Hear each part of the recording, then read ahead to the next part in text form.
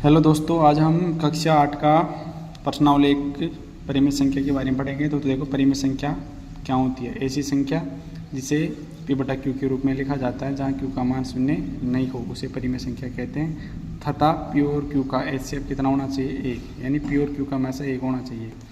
अगर इसको अपन शॉर्ट में लिखे तो परिमित संख्या होती है ऐसी संख्या जिसको p बाई q के रूप में लिखा जाता है जहाँ q का मान 0 नहीं होता, जहाँ p और q का HCF कितना होता है? 1, उसको परिमेय संख्या कहते हैं। जैसे 2/3 एक परिमेय संख्या है p बाई q, 5 भी एक परिमेय संख्या है क्योंकि इसके नीचे अपने 1 लगा सकते हैं तो ये परिमेय संख्या है। -3 भी एक परिमेय संख्या है तो -3/1 ये भी परिमेय संख्या हो गई।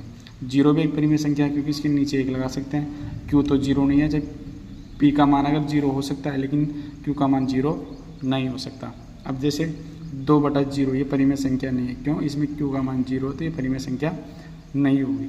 p 0 हो सकता है, ये चलेगा, लेकिन q कभी भी 0 नहीं होना चाहिए, तो वही परिमेय संख्या होगी, अन्यथा वो परिमेय संख्या नहीं होती। अब देखो, जितनी भी जो प्राकृत संख्या होती है वो सभी संख्या कौन सी संख्या होती है? परिमेय संख्या होती है। तो सभी प्राकृत संख्या भी कौन सी संख्या होती है? परिमेय संख्या। तो प्राकृत संख्या यानी कि नेचुरल नंबर क्या होती है? जो संख्या गिनने में काम आती है उसको प्राकृत संख्या कहते हैं। जैसे 1, 2, 3, 4 सब प्राकृत संख्या होती है अनंत तक। इसके बाद में जो पूर्ण संख्या होती है, होल नंबर, यानी कि यदि अगर अपन प्राकृत संख्याओं में 0 को शामिल कर दे तो उसको पूर्ण संख्या कहते हैं। जैसे 0, 1, 2, 3 ये सभी कौन सी संख्या होती है? पूर्ण संख्या अनंत तक। सभी पूर्णांक भी क्या होते हैं? प्राकृत वो परिमेय संख्या होते हैं, यानी कि 0, 1, 2, 3, -1, -2 ये सभी कौन से होते हैं? पूर्णांक। ऋणात्मक पूर्णांक, धनात्मक पूर्णांक, ये सभी परिमेय संख्या होती है। अब आते हैं अपन परिमेय संख्याओं के गुणधर्म पर, जो अपने सिलेबस में परिमेय संख्याओं के गुणधर्म।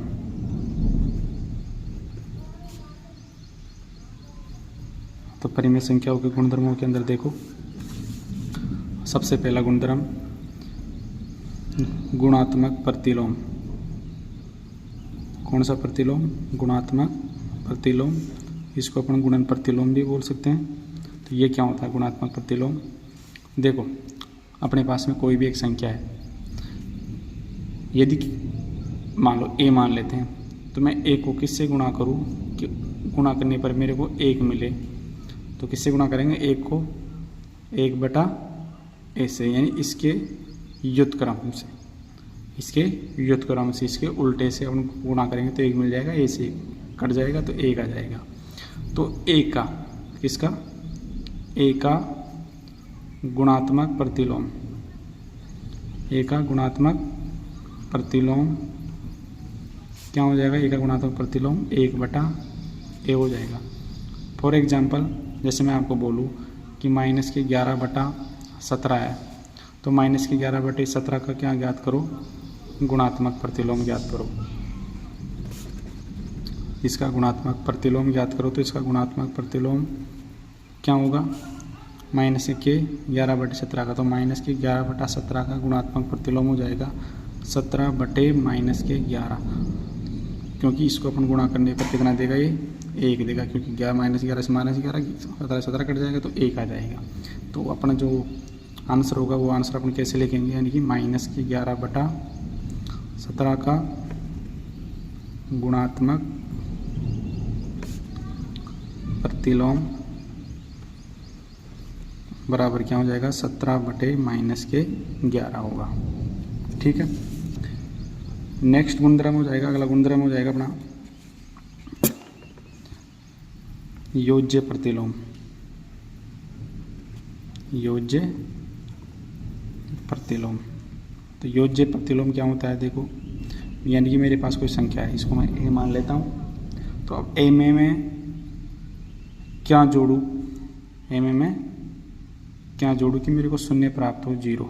तो मैं a का विपरीत चिन्ह यानी a प्लस का, तो यहाँ पर माइनस का a जोड़ देता हूँ, तो मेरे पास क्या आ जाएगा? 0। तो a का इसका a का योज्य प्रतिलोम, या इसको योगात्मक प्रतिलोम भी बोलते हैं। योज्य प्रतिलोम क्या होगा अपना? माइनस का a होगा। फॉर एग्जांपल, जैसे मैं आपको बोलूँ कि मैं आपको बोलूँ कि 7/13 है, तो 7/13 का क्या निकालो, योज्य प्रतिलोम या योगात्मक प्रतिलोम। योज्य प्रतिलोम ज्ञात करो। तो प्लस के 7/13 है, तो प्लस के 7/13 में मैं क्या जोड़ूँ कि मेरे पास 0 आ जाए, तो माइनस के 7/13 जोड़ दो। क्यों, 7/13 प्लस को माइनस से गुणा करेंगे तो माइनस के 7/13 तो कटेगा तो क्या आ जाएगा 0। तो जो अपना आंसर हो जाएगा वो क्या हो जाएगा, 7/13 का योज्य प्रतिलोम, इसका योज्य प्रतिलोम हो जाएगा माइनस के 7/13। तो ये अपना क्या हो जाएगा, आंसर हो जाएगा। ठीक है, नेक्स्ट गुणधर्म देखो, नेक्स्ट थर्ड गुणधर्म क्रम विनिमयता।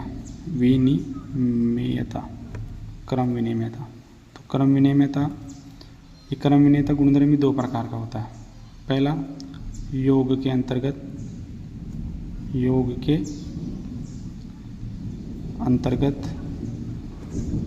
क्रम विनिमयता। योग के अंतर्गत क्रम विनिमयता। तो योग के अंतर्गत क्रम विनिमयता क्या होती है, क्रम विनिमयता में हमारे पास कम से कम 2 संख्या होनी चाहिए, जिसमें मान लीजिए एक तो ए और एक बी है। तो योग के अंतर्गत क्या होंगे, यानी ए को अपन बी से जोड़ो बराबर बी को ए से जोड़ो, दोनों तरफ LHS और RHS बराबर आएगा। फॉर एग्जांपल जैसे मैं लिया कि 7/3 प्लस 11/6, ये इसको ऐसे जोड़ूँ मैं 11/6 प्लस 7/3, तो दोनों तरफ योग करेंगे तो कितना आएगा, जैसे 6 और 3 का लय से कितना आएगा 6, तो 6 में 3 का भाग देंगे हर का, तो कितनी बार जाएगा 2 बार, 2 को 7 से गुणा करेंगे 7 दूना 14, 6 एकम 6, 11 एकम 11, इधर लय से कितना आएगा 6 और 3 का 6, 6 एकम 6, 11 एकम 11, 3 दूना 6, 7 दूनी 14, तो यहाँ से अपन 14 और 11 25/6 और इधर भी जोड़ेंगे तो 11 और 14 कितना आ जाएगा 25, 25/6। तो दोनों तरफ LHS और जो RHS की साइड है वो बराबर होनी चाहिए। तो अगर ऐसा होता है तो अपने पास दिए गए दोनों संख्या किस गुणधर्म का पालन करेगी, योज्य प्रतिलोम की संख्या। अब ए और बी कौन सी संख्या है, ये परिमेय संख्या होगी।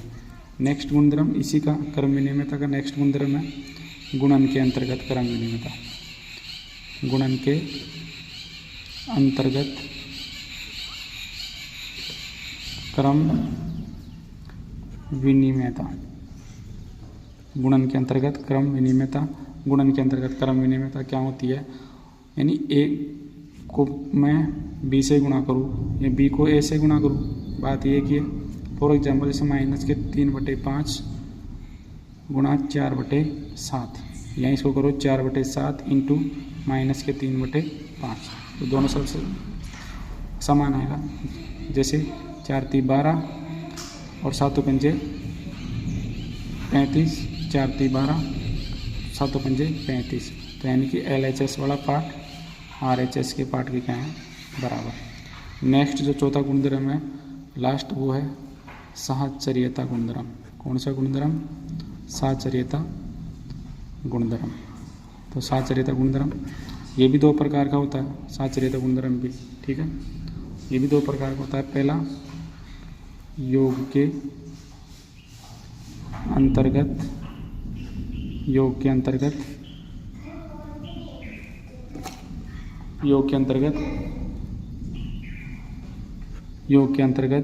साहचर्यता, यानी कि साहचर्यता में कम से कम 3 परिमेय संख्या होनी आवश्यक है। यानी कि अगर ए को मैं a +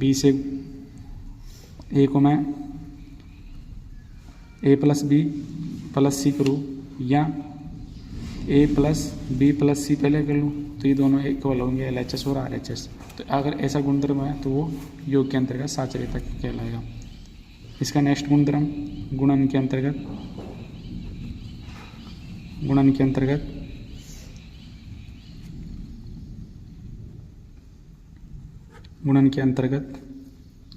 साहचर्यता। तो गुणन के अंतर्गत साहचर्यता क्या होता है, यानी ए को बी से गुणा करो फिर उसको सी से कर लो, या फिर पहले बी गुणा सी कर लो फिर बाद में किससे कर लो, ए से कर लो। तो ये गुणधर्म क्या कहलाएगा, गुणन के अंतर्गत साहचर्यता। तो ये आपके पास प्रश्नावली 1 का बेसिक्स हो गया। ठीक है, आगे हम कल हम पढ़ेंगे प्रश्नावली 1.1 और 1. आपके प्रश्नावली 1.1 की है तो उसको करेंगे। ठीक है, थैंक्स, धन्यवाद।